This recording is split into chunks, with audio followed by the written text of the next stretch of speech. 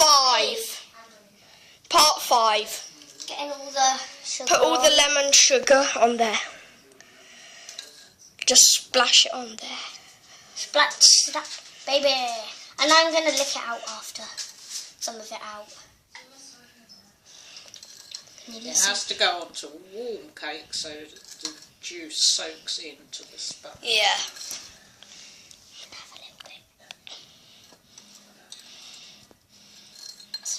Now I'll lick the rest. And me. Have a lick. That's it. That looks nice. Then leave it. Leave it until it's cold. Leave it until it's cold. Ooh, look at it, Matt. I know. Come here. Don't touch it.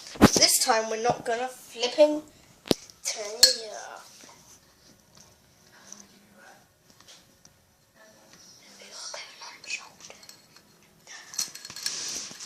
Anyway, it's finished. Not yet.